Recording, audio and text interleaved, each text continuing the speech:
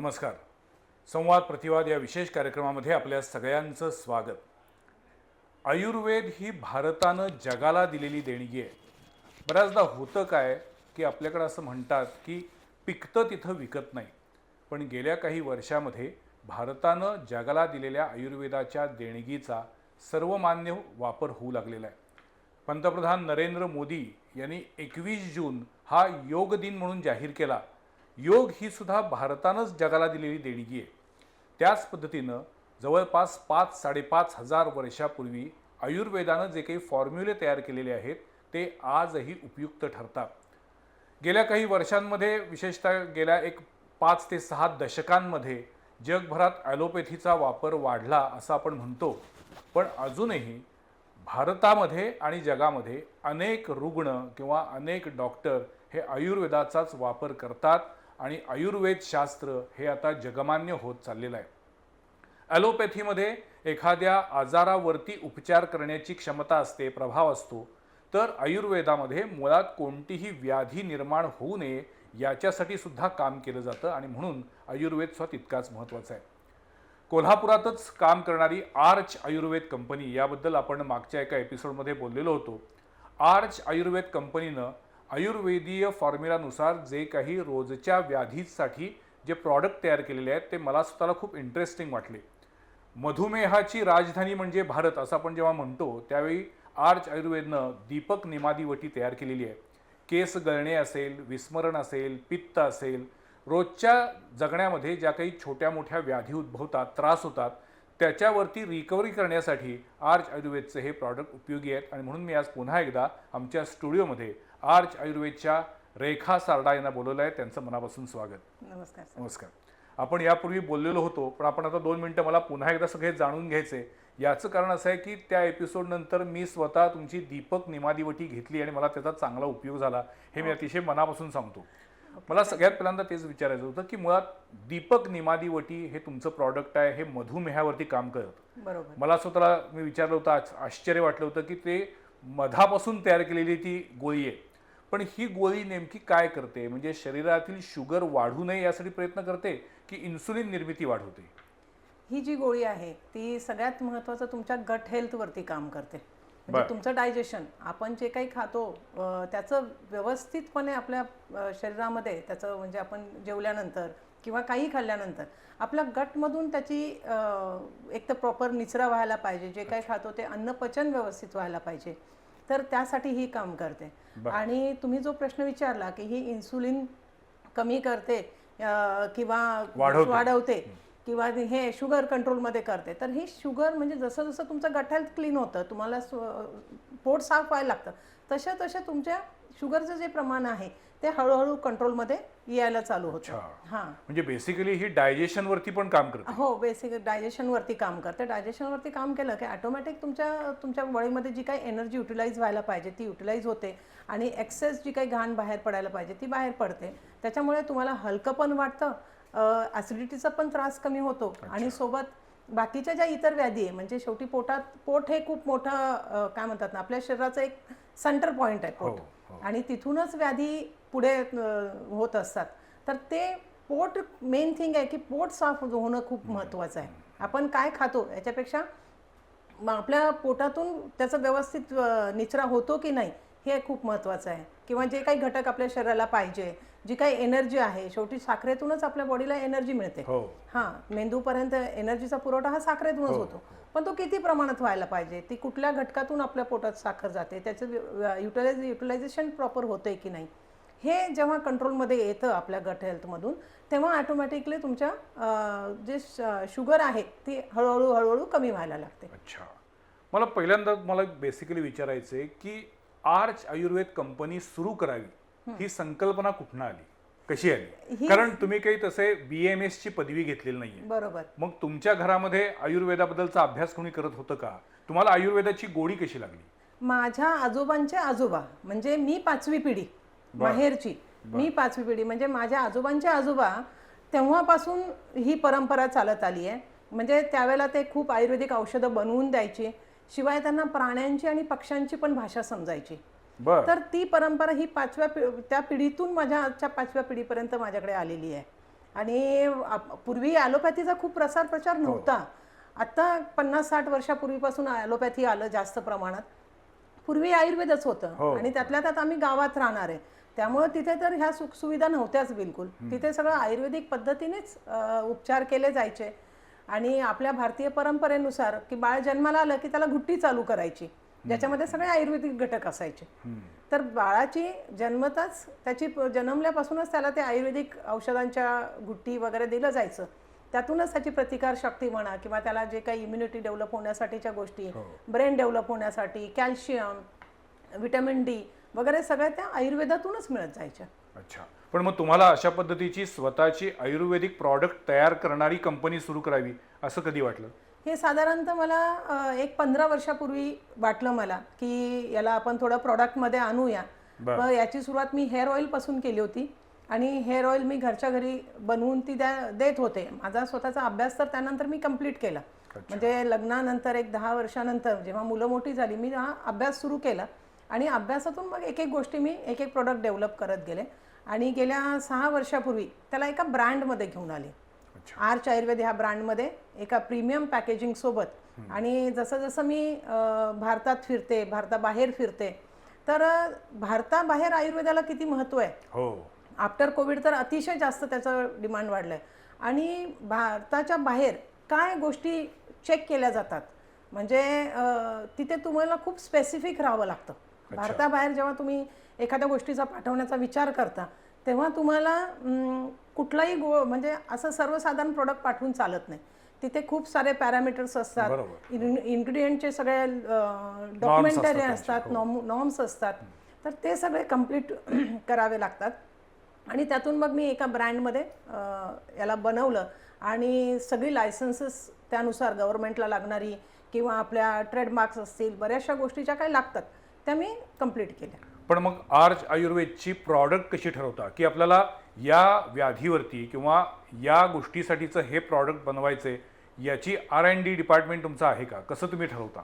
मी स्वतः अभ्यास करते आणि सगळ्यात महत्त्वाचं मी आयडेंटिफाय करते की कुठला आजार प्रॉमिनंट आहे, कुठून सुरुवात होते, कोणत्या आजाराची समाजामध्ये जास्ती वाढ होतीये किंवा तो जास्तीत जास्त लोकांना त्रासदायक आहे. आणि शिवाय त्याचं लाईफ स्पॅन, म्हणजे आता डायबिटीज आहे तर डायबिटीज हा शेवटपर्यंत आहे. जसं बीपी, कोलेस्ट्रॉल म्हणतात की हा शेवटपर्यंत आहे, थायरॉइड आहे हा शेवटपर्यंत आहे. म्हणजे तुम्हाला शेवटपर्यंत मेडिसिन्स घ्यावेच लागतील, कारण तो डिसीज आहे, डिसऑर्डर नाही. मेन थिंग बऱ्याचशा वेळेला डिसीज आणि डिसऑर्डरमध्ये लोकांना फरक आहे. तर हा जो काय आहे हा डिसीज आहे जो आपल्या लाईफस्टाईलनुसार आलेला आहे. आपल्या लाईफस्टाईल जो स्ट्रेस आहे, आताचे जे धावपळ आहे, फूड आहे, जंक फूड आपण जे खातो, तर त्याच्यामुळे ह्या डिसीजेस येत चाललेल्या आहेत. मग त्या डिसीजेस अगोदर मी आयडेंटिफाय केल्या. त्याच्यात फर्स्ट होता की हेअर ऑइल. आता हेअर हे लेडीजच्या रिलेटेड असल्यामुळे त्याला मी लवकर प्राधान्य दिलं होतं. तर तिथून सुरुवात झाली आणि मग मी डायबिटीज हा प्रोडक्ट डोक्यात घेतला आणि मग त्याच्यामधून आयुर्वेदिक जे चरक संहिता आहे, जे ग्रंथ आहेत आपले आयुर्वेदाचे, तर त्यातून काही इन्ग्रेडियंट मी सर्च केले, त्याचा अभ्यास केला आणि कुठल्या कुठल्या इन्ग्रेडियंट हे आपल्या मधुमेहावरती काम करतात किंवा मधुमेह कंट्रोल करण्यासाठी कुठले आयुर्वेदिक घटक काम करतात त्याचा अभ्यास केला.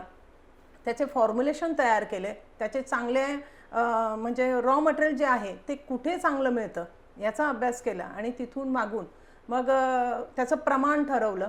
प्रमाण ठरवताना मला FDA जे असतं लायसन्स जे मिळवण्यासाठी जे प्रमाण असतं त्याचे मला गाईडलाईन घ्यावी लागली. ती गाईडलाईन घेऊन त्यांच्या प्रमाणानुसार तो फॉर्म्युला सेट केला. आणि मग याच्यामध्ये अजून वेगळं काय आहे, किंवा बऱ्याचशा वेळेला असं होतं की सकाळची शुगर ही कधी कधी लो होते, सकाळी एनर्जी लेवल लो असते. तर मग याच्यात मला कुठलंही प्रिझर्वेटिव्ह किंवा वेगळं काही वापरायचं नव्हतं मला, की मग ही गोळी बनणार कशी. तर मग मी नॅचरल घटक काय आहे, आयुर्वेदामध्ये सगळ्यात जास्त महत्त्व कशाला आहे तर मधाला आहे. कारण आपल्याकडे आजही परंपरा आहे की बाळ जन्माला आलं की त्याला पहिलं मध चाटवतात. हे तुम्ही पण ऐकलं असेल की म्हणजे त्याच्यासाठी स्पेशली चांदीची तार वापरली जाते की त्याच्याने मध चाटवलं जातं.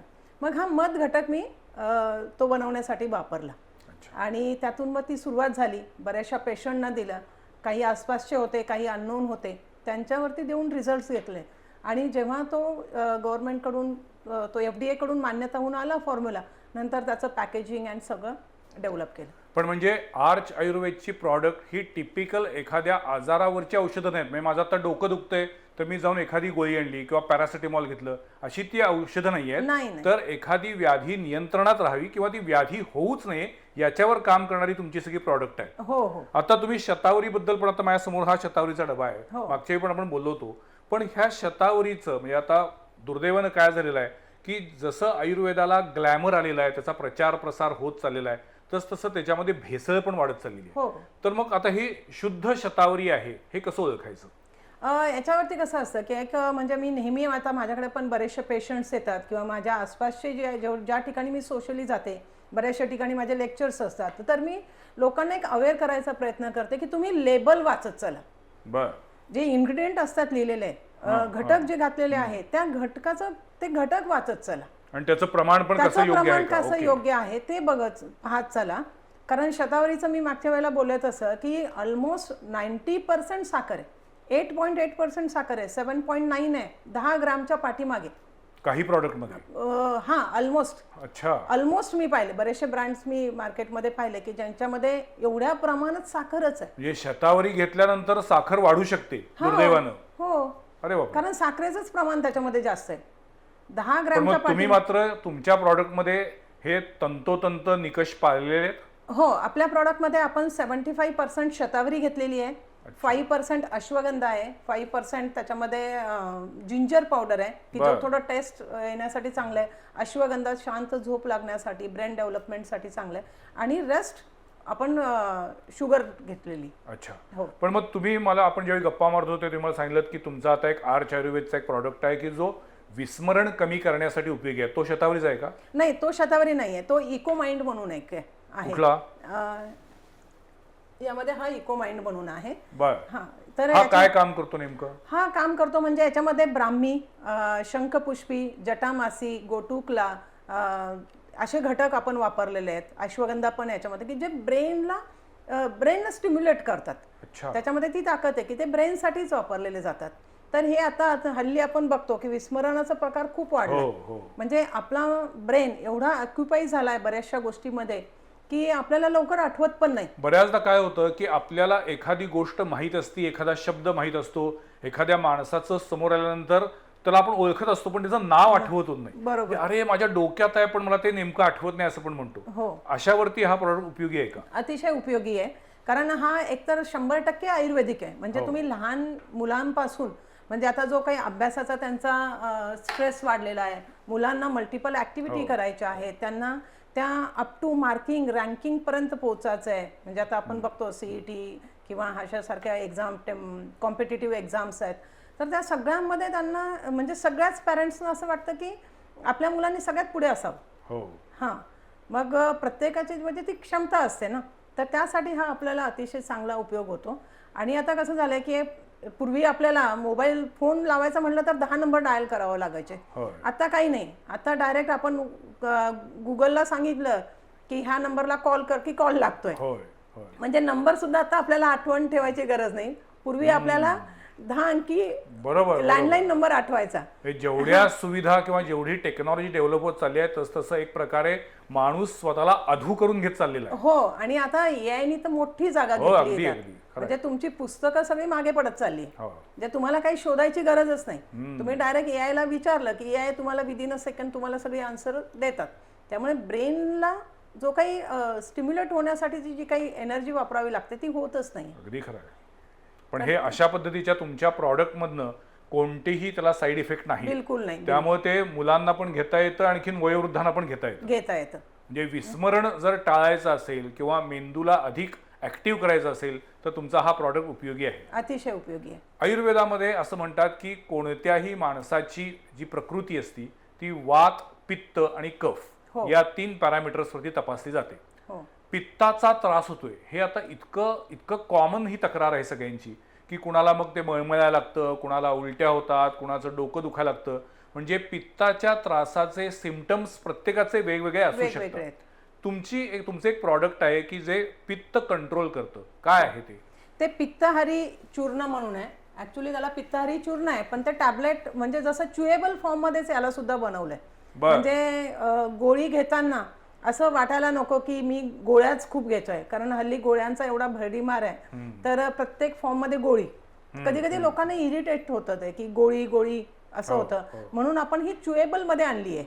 ही सुद्धा आपण च्युएबल मध्ये आणली आहे. याच्यामध्ये पण आपण मधाचाच वापर केलेला आहे. बर. हो, ऍक्च्युली म्हणजे एक चॉकलेट खाल्ल्यासारखं किंवा एखादी गोळी खाल्ल्यासारखं आपण रोज सकाळी जरी याला घेत गेलो तरी याच्यातून आपल्याला दिवसभरामध्ये जे पित्त होतं आपल्याला, तर त्या त्रासातून आपल्याला खूप रिलीफ मिळतं. अच्छा. हो. पण मी काही लोकांच्या अशा तक्रारी ऐकलेल्या आहेत की अनेक जण काय करतात की मधुमेह डायबिटीस कंट्रोल करायचा आहे म्हणून सकाळच्या वेळेला काही आयुर्वेदिक औषधं घेतात. त्याच्यामध्ये कारलं किंवा जांभळाचा अर्क असतो आणि कारलं किंवा जांभूळ हे पित्तकारक आहे. त्यामुळे मधुमेहाची सकाळी अनोशीपोटी औषधं घेतली की त्यांचं पित्त वाढतं. बरोबर. मग अशा वेळेला हे औषध आणखीन मधुमेहाची तुमची औषधं हे कॉम्बिनेशन करायचं का? का मुळात आर्च आयुर्वेदचं जे दीपक निमादिवटी आहे ते पित्त वाढवतच नाही? ते पित्त वाढवतच नाही, कारण त्याच्यामध्ये कसं आहे की सोबत मध असल्यामुळे ते पित्त वाढवत नाही. याच्यामध्ये जसं कारलं आहे, जांभूळ बाहेरच्या बाकी प्रोडक्ट्स मध्ये असतं, याच्यामध्ये आपण कडुनिंब वापरलेलं आहे. त्याच्यासोबत आपण काळी मिरी वापरली ज्याच्यामुळे मेटाबॉलिझम वाढतं. सिनामन आहे, जिंजर आहे, मोरिंगा आहे ज्याच्यामुळे मल्टीविटामिन्स तुम्हाला मिळतात. मोरिंगा तर सुपर फूडच आहे आता. मोरिंगा म्हणजे शेवगा, शेवग्याची पानं. बरोबर, शेवग्याची पानं. बरोबर, शेवग्याची पानं तर ती वापरलेलं आहे. त्याच्यामुळे कॉम्बिनेशन त्याचं इतकं परफेक्ट आहे की त्याच्यामुळे तुम्हाला पित्त वगैरे हा त्रास होत नाही. मग हे जे तुमचं आता पित्ताचं चूर्ण आहे हे सकाळी अनुषपोटीच घ्यायचंय का दिवसभरात कधीही पित्त वाढल्यानंतर ते घेऊ शकतो? तसं घेऊ शकता तुम्ही, पण सकाळी सकाळी आपला जो बॅलन्स असतो ना, सगळ्या शरीरात जेव्हा 8 ते 10 तासाचा आपला जो गॅप असतो जेवणाच्या मध्ये, जेव्हा आपलं पोट खाली असतं तेव्हा जेव्हा काही आपण जे काही सप्लिमेंट्स घेतो, औषधं म्हणत नाहीये मी यांना, हे सप्लिमेंट्स. तर हे जेव्हा आपण घेतो ना तर त्याचं प्रॉपर रिकाम्या पोटी ते आपल्या शरीरामध्ये पचतं, अधिक प्रभावीपणे काम करतं ते. अच्छा. पण मग मला सांगा, हे जे काही तुमचं पित्ताचं चूर्ण आहे हे पित्ताचं चूर्ण ऍसिडिटी पण कमी करतं का? मुळात ऍसिडिटी म्हणजे पित्ताचाच एक प्रकार आहे. हो, पित्तच म्हणजे ऍसिडिटी म्हणजेच पित्त. इंग्लिश नेम ऍसिडिटी, पित्त मराठी. बरोबर. तर पित्त कमी करण्यासाठी अतिशय चांगलं आहे ते. आणि त्याच्यामध्ये म्हणजे व्हिटॅमिन सी साठी आवळा वगैरे वापरलेला आहे आपण त्याच्यामध्ये, तर ते अतिशय चांगलं. म्हणजे आता हल्ली बरेच असं म्हणा की पोहे खायचे तर पित्त वाढतं, चहा पिलं की पित्त वाढतं. म्हणजे पित्त वाढण्याच्या खूप सारे आणि जेवढी माणसं म्हणजे व्यक्ती तितक्या प्रवृत्ती, तसं हे झालेलं आहे की प्रत्येक माणसाचे पित्त कशानं वाढेल हे सांगता येत नाही. प्रत्येकाचे सिम्पटम्स वेगळे असतात, प्रत्येकाचे त्याचे ट्रिगर पॉइंट वेगवेगळे असतात. खरं आहे. पण त्या सगळ्यांसाठी हे तुमचं पित्तहारी चूर्ण उपयोगी आहे. म्हणजे पाण्याचं प्रमाण पण कमी झालं, दिवसभर पाणी कमी पिलं, रात्री उशिरा झोपणे किंवा रात्री खूप तेलकट वगैरे पदार्थ आपण घेतले की दुसऱ्या दिवशी सकाळी पित्त वाढतं. अति प्रमाणातला चहा, अति प्रमाणात कॉफी हे सुद्धा पित्त वाढवण्यासाठी खूप म्हणजे कारणीभूत आहेत.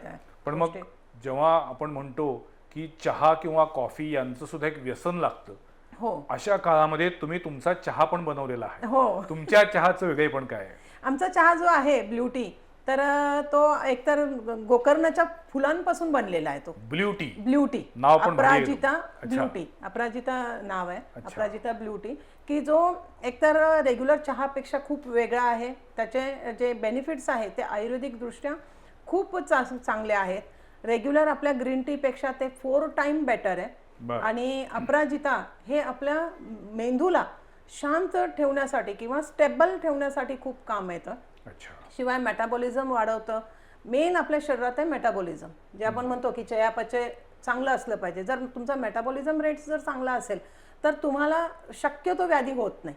मेटाबॉलिझम असेल तर तुम्हाला वेट वाढणार नाही, तुमचं ब्लड सर्क्युलेशन चांगलं असेल, तुमचं गट हेल्थ चांगलं असेल, ओव्हरऑल प्रकृती ही मेटाबॉलिझमवरती काम करते. गेल्या काही वर्षामध्ये अनेक शोध लागत आहेत वैद्यकीय क्षेत्रामध्ये. आयुर्वेदातले शोध तर खूप प्राचीन आहेत आणि काळाच्या पटलावरती हे सगळे सिद्धांत आता सर्वमान्य होत चाललेले आहेत.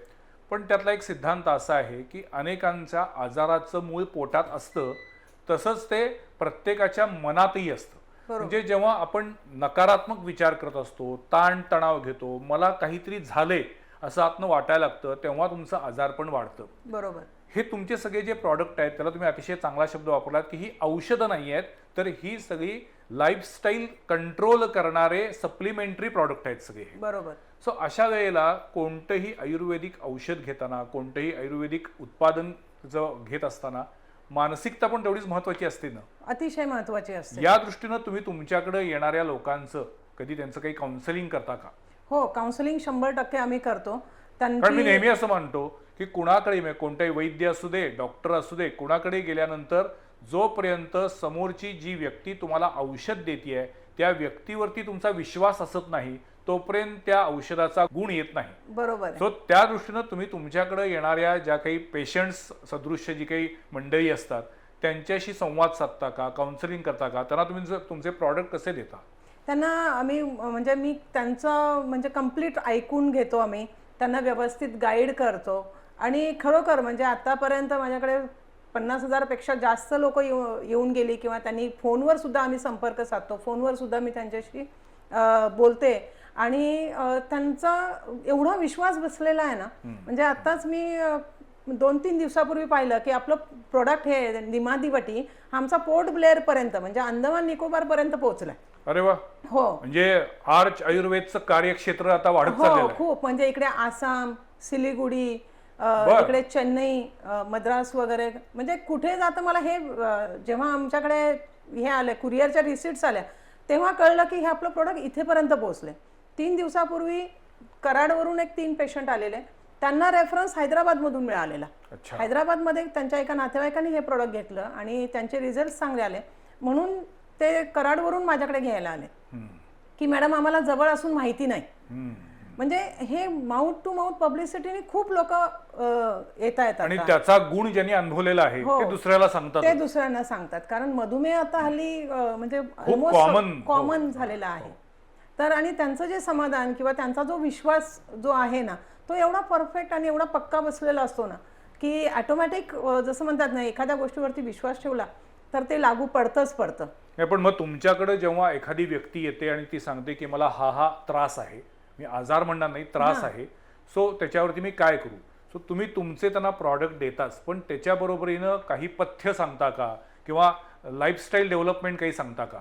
हो, त्यांच्यामध्ये सांगताना त्यांचं एक तर मेन तुमचं दिनचर्या त्यांची जी काय आहे ती एकदा समजून घेते. किंवा त्यांचा चहा किती वेळा होतो, त्यांचं ते उठतात, त्यांच्या जेवणाच्या टायमिंग्स त्यांचं विचारते. नंतर गोड जेवणामध्ये किती येतं किंवा त्या जेवणामध्ये काय प्रथम काय खाल्लं पाहिजे. गोड खायचं असेल तर सुरुवातीला खा, त्याच्यामुळे तुमचे ऑटोमॅटिक काय होतं की गोड जर सुरुवातीला खाल्लं आपल्या परंपरेनुसार तोंड गोड केलं की ऑटोमॅटिक आपल्या भुकेची तीव्रता कमी होते. त्यामुळे नंतर जे आपण जेवण घेतो त्याचं प्रमाण ऑटोमॅटिकली कमी होऊन जातं. म्हणजे खूप आपण भरपेट जेवत नाही. नाहीतर मोस्टली काय होतं की भरपेट जेवलं जातं आणि प्रोग्राममध्ये पण बघा की शेवटी स्वीट डिश ठेवलं जातं, शेवटी आईस्क्रीम दिलं जातं, जे अतिशय चुकीचं आहे. त्याच्यामुळे हे सगळे आजार वाढत चाललेत. अच्छा, ओके. तुम्ही आता मगाशी बोलताना म्हटलात की जवळपास 50,000 रुग्ण किंवा व्यक्ती ह्या आर्च आयुर्वेदच्या एक प्रकारे फॅमिलीमध्ये आता आलेले आहेत, त्यांच्यापर्यंत तुमची प्रॉडक्ट जात आहेत. तुमच्याकडे आतापर्यंत तुम्ही जे काही प्रॅक्टिस करताय, लोकांशी बोलताय, संवाद साधताय, सर्वाधिक त्रास कोणत्या पद्धतीचा आहे, म्हणजे कोणता आजार वाढतोय? डायबिटीस तर आहेच, त्या बरोबरीने आणि काय आहे? सांध्यांची दुखणी आहे. कारण डायबिटीज ज्यांना असतो मोस्टली त्यांना सांध्यांचं दुखणं हे येतच. कारण कसं आहे, हो, जॉईंट्स पेन हे सांध्यांमध्ये काय होतं की शेवटी तुमची रक्तामध्ये साखर जेव्हा वाढते तेव्हा ऑटोमॅटिक ती सांध्यांपर्यंत पोहोचलेलीच असते आणि रक्त पुरवठ्यामध्ये अडथळा निर्माण व्हायला लागतो तेव्हा तुमच्या सांध्यांमध्ये ते वाढल्यामुळे सांध्यांची दुखणी वाढतात. पण गाऊट वेगळा आणि तुम्ही म्हणता तसं शुगर वाढल्यामुळे सांधेदुखी ही वेगळी. तर त्याच्यामुळे काय होतं की आता बरेचसे पेशंट आमच्याकडे येतात ना तर त्यांच्यामध्ये सांध्यांचे दुखण्याचं खूप प्रमाण ते पण एक बघायला मिळतं. मग लोकांना वाटतं की हा लाईफस्टाईलमुळे झालेला आहे किंवा आता वयानुसार हे गुडघे दुखतात, पाठदुखी होते किंवा सांध्यांची दुखणी वाढली. पण त्यांच्या ते लक्षात येत नाही की आपल्याला शुगर आहे, डायबिटीजमुळे हा आजार 90%. अच्छा. तर ती सुद्धा डायबिटीजचं औषध घेतल्यामुळे त्यांचं ते पण प्रमाण खूप कमी आलं. मग सांधेदुखीवरती पण तुम्ही हे दीपक निमादी वटीच देता की अजून काही औषध? नाही, आमचं सांधेदुखीसाठी वेगळं एक हरसिंगार वटी म्हणून आहे. कारण कसं असतं, प्रत्येकानं आता हल्ली काय झालंय, प्रत्येक आजारासाठी वेगवेगळं औषध घ्यायची एक मानसिकता झाली आहे. खरंय. त्यामुळे ह्यांचा बाजार त्याशिवाय मोठा बरं झालाय. वाटत नाही. हो, स्पेशलाइज डॉक्टराकडे गेलं पाहिजे आणि त्यांनी त्या त्या विषयाचे किंवा त्या त्या व्याधीचेच प्रॉडक्ट दिले पाहिजेत, औषधं दिली पाहिजे. हा, त्याशिवाय त्यांना त्यांचं जे समाधान आहे ते होत नाही. त्यामुळे मग आमच्याकडे हरसिंगार एक वटी आहे की ज्याच्यामध्ये आपण पारिजातकांच्या पानांपासून बनवलेलं आहे ते. ती त्यांना देतो. पण पेशंट लिटरल म्हणजे मला स्वतःला खूप समाधान वाटतं की पेशंट एवढे खुश होऊन येतात आणि खूपशे त्यांचे बाहेर आलेले अनुभव शेअर करतात आणि त्यांना त्या अनुभवातून आपण काय शिकलं पाहिजे, आपण काय गोष्टी लक्ष दिलं पाहिजे हे नक्कीच मी गाईड करते. तुम्ही एवढे सगळे प्रॉडक्ट सांगितले, त्यातले स्पेसिफिक महिलांसाठी असे काही प्रॉडक्ट आहेत का तुमचे? जे काही वर्षापूर्वी आपण जे पहिल्यांदा भेटलो ते तुम्ही सांगितलं होतं तुमचं ते हेअर ऑइल होतं, ज्याच्यामध्ये केस गळती किंवा केसात कोंडा होणे याच्यावरती ते प्रभावीपणे काम करत होतं. आता महिलांसाठी असे काही स्पेसिफिक प्रॉडक्ट आहेत का? महिलांसाठी आपण मोरिंगा आहे, मोरिंगा टॅबलेट मध्ये पण आहे, मोरिंगा पावडर फॉर्म मध्ये पण आहे. म्हणजे त्यात पुन्हा दोन प्रकार आहेत प्रॉडक्ट मध्ये, एक औषधी आणि एक ज्याला आपण म्हणतो की कॉस्मेटॉलॉजीचे, सौंदर्य प्रसाधन. तर असे दोन्ही आहेत का तुमचे? दोन्ही पण आहे, एक बाह्य आणि एक इंटरनल. हा, दोन्हींचं पण कॉम्बिनेशन केलेलं आहे की ज्यांना बाह्य सौंदर्य पण तेवढंच महत्वाचं असतं आणि इंटरनल ज्या काही आपल्याला डेफिशियन्सी असतात त्याच्यासाठी सुद्धा आपल्याकडे काही सप्लिमेंट्स म्हणून आहे. त्याच्यामध्ये मोरिंगा आहे, शतावरी आहे, अश्वगंधा आहे. ह्या गोष्टी मी त्यांना सजेस्ट करते. जसं ब्लू टी आहे की ज्याच्यामुळे मेटाबॉलिझम वाढवणं हे जास्त इम्पॉर्टंट असतं आणि मग मी त्यांना त्या सजेस्ट करते. आणि तुमचं पारंपरिक जे हेअर ऑइल आहे ते अजून चालू आहे का प्रॉडक्ट? ते चालू आहे. हेअर ऑइल सगळे प्रोडक्ट्स चालूच आहे. अच्छा, त्यामध्ये फक्त ऍड करत जाताय तुम्ही? हो, ऍड करत जाते. अच्छा, त्या हेअर ऑइलचा म्हणजे आतापर्यंत साधारणपणे किती लोकांनी, किती महिलांनी ते वापरून बघितलेलं आहे? ऑलमोस्ट एक 70-80 हजार तर आतापर्यंत महिलांनी वापरलं. जेंट्स आर्च आयुर्वेदिकच आहे, आर्च हेअर ऑइल. अच्छा, आर्च हेअर ऑइलच आहे. आणि ते नेमकं काय काम करतं? ते मुळातच काय की त्याच्यामध्ये एकतर 21 आयुर्वेदिक घटकांपासून ते बनलेलं आहे. आता मार्केटमध्ये कसं झालं की ऑइल लावायचं नाही. का नाही लावायचं की मार्केटमध्ये केमिकल युक्त ऑइल्स आहेत बरेचसे, मिनरल ऑइल्स म्हणतो त्याला, की जे नॉन स्टिकी आहेत. लोकांना स्टिकीनेस नकोय म्हणून, पण ते मिनरल ऑइल आहे की जे घातक आहे ते वापरलं जातं. त्यामुळे आता हेअर ऑइल वापरायचं असं हे सजेस्ट केलं जातं. पण जर प्युअर ऑइल्स जर वापरले तर ते आपल्या मुळांना पोषणच देतात, हेअरला पोषणच देतात. आणि हेअर ऑइल हे स्कॅल्पला लावायचं असतं, हेअरला लावायचं नसतं. मोस्टली हेअर असं लोक करतात ऑइल लावताना, तर ते चुकीचं आहे. स्कॅल्पला पाहिजे. झाडाला पाणी घालताना आपण मुळाशी घालतो, आपण पानांना पाणी घालत नाही. तर हे मी त्यांना गाईड करत असते. तर त्यासाठी ते उपयोगी होतं. एकतर पोषण मिळतं, नंतर वाढ चांगली होण्यासाठी महिलांमध्ये मुळात केस वाढीसाठी. पण मुळात मग हे असं असेल तर तुमचं हेअर ऑइल आमच्यासारख्यांना पण उपयोगी आहे का? हात निघाले हळूहळू, टक्कल वाढत चाललेलं आहे सगळ्यांचं. मी तुमच्यासारख्यांना सजेस्ट करायला आहे तेवढे टिकवा. हो, खरंच आहे ऍक्च्युली. नाही, पण मी खरंच म्हणतोय की एकूणच आता आपल्याकडे टक्कल, आता तरुण वयामध्ये अनेकांना टक्कल पडते, अशासाठी पण हे तुमचं आर्च हेअर ऑइल उपयोगी आहे का? खूप उपयोगी आहे. ते केस वाढीसाठी पण उपयुक्त करतं आणि केसात कोंडा होऊ नये याच्यासाठी पण काम करतं. कोंडा हा एक केसाचा एक डिसीज म्हणजे स्किनचा डिसीज आहे, केसांचा नाही, स्किनचा डिसीज आहे की म्हणजे ज्याला फंगस म्हणू शकतो आपण. फंगल इन्फेक्शन टाईप होतं. केसामध्ये चाई होणे किंवा कोंडा होणे ह्या ज्या काही गोष्टी आहेत त्या केसांच्या मुळांना डॅमेज करतात. त्यामुळे केस गळतीचं प्रमाण वाढतं. अति केमिकलचा वापर ते केसांना खूप हानिकारक आहे. शिवाय आपल्याकडे आता प्रदूषण एवढं आहे. पुन्हा आपण जे काही इंटेक करतो ते खूप जंक फूड आहे सगळं, त्याचं प्रॉपर आपल्याला मिळत नाही. म्हणजे आता कालच मी ड्राईव्ह करत होते तर एक जण सांगत होते की जेवणाच्या अगोदर 1 तांब्याभर पाणी प्या म्हणजे तुमचं वजन नियंत्रणात राहील. का की तुम्ही पाणी पिला तर ऑटोमॅटिक तुमचं भूक कमी होईल आणि तुम्हाला जेवण जास्त कमी होणार तो आपला. हा, पण जेवणाला आता तुमच्याला जेवणाची वेळ झाली आहे, तुमचा पोटामध्ये तो अग्नी प्रज्वलित झाला आणि पाणी पिल्यामुळे तुम्ही त्याच्यावर पाणी टाकताय, म्हणजे गॅस विझवण्यासारखा प्रकार झाला. तर म्हणजे बरेचसे हे मिसगाईड केलं जातं आणि आता हल्लीच्या जेवणामधून आपल्याला पोषण खूप कमी मिळतं.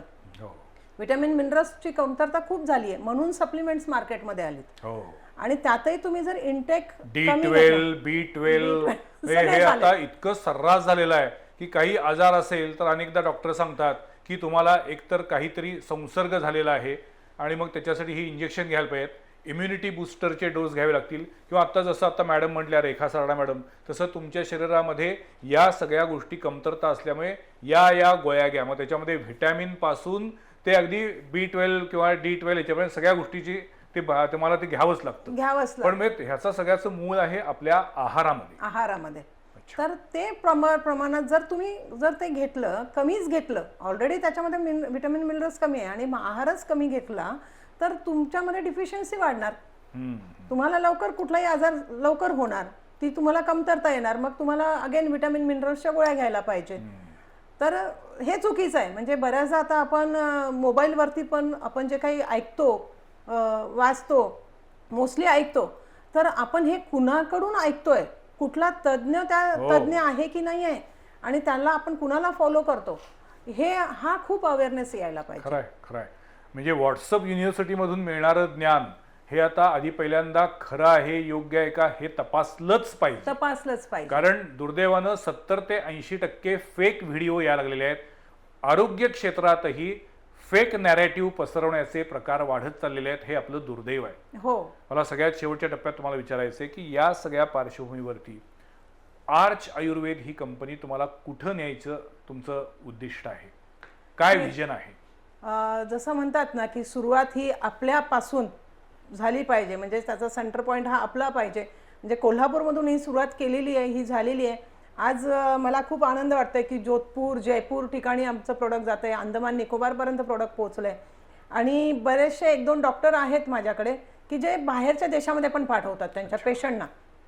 पण ते तेवढ्यावर सीमित न राहता बाहेरच्या देशात जिथे खरोखर या आयुर्वेदाला खूप महत्त्व आहे, जिथे खरोखर गरज आहे आणि ज्या पॅरामीटरला समोर मी ठेवून हे जे बनवलेलं आहे ते बाहेरच्या देशापर्यंत पोचावं, म्हणून ही सुरुवातीलाच कोल्हापूरमधून केलेली आहे.